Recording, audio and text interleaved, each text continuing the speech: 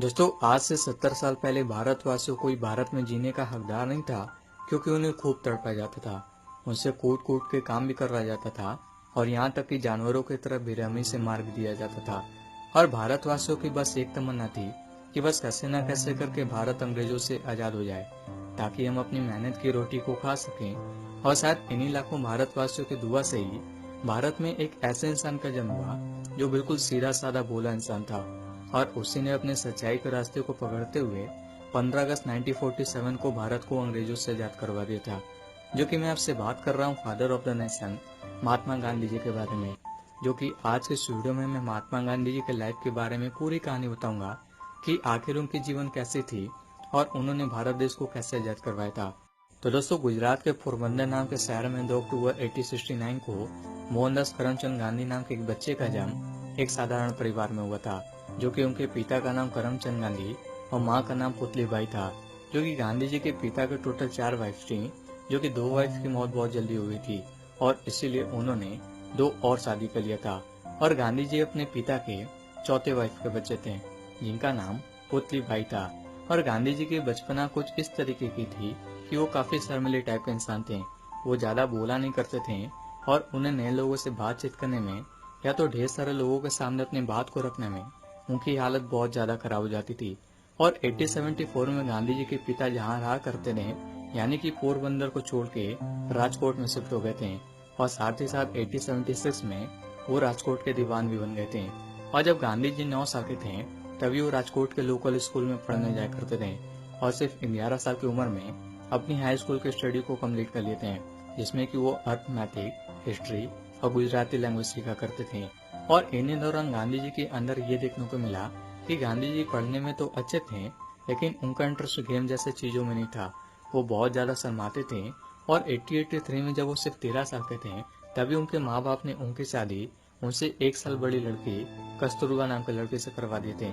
और शादी तो हो गई थी, लेकिन वो लोग एक साथ नहीं रहा करते थे, क्योंकि गांधी जी का ये कहना था कि 13 साल की उम्र में शादी करने का मतलब हमारे लिए सिर्फ नए कपड़े पहनना, मिठाई खाना और बस पार्टी का मजे लेना था।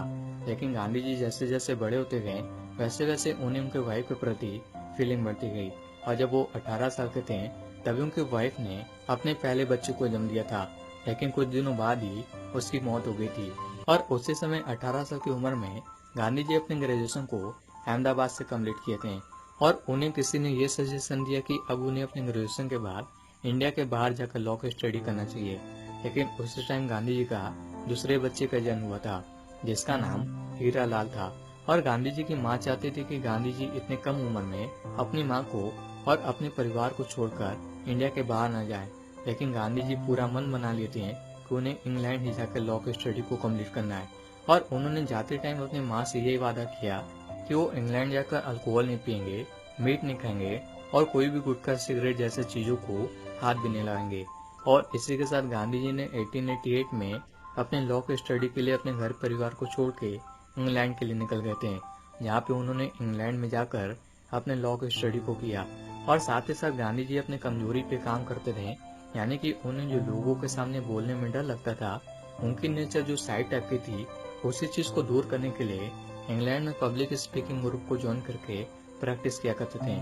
और जब गांधी जी इंग्लैंड में थे, तभी उनकी माँ की मौत हो गई थी और उन्हें ये बात किसी ने नहीं बताया कि उनकी माँ की मौत हो गई है।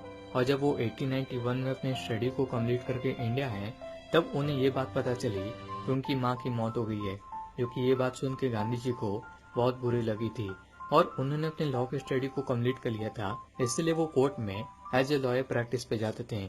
और एक बार की बात है कि 1893 में साउथ अफ्रीका से ऑर्डर आया कि क्या वो साउथ अफ्रीका में एज ए लॉयर काम करेंगे।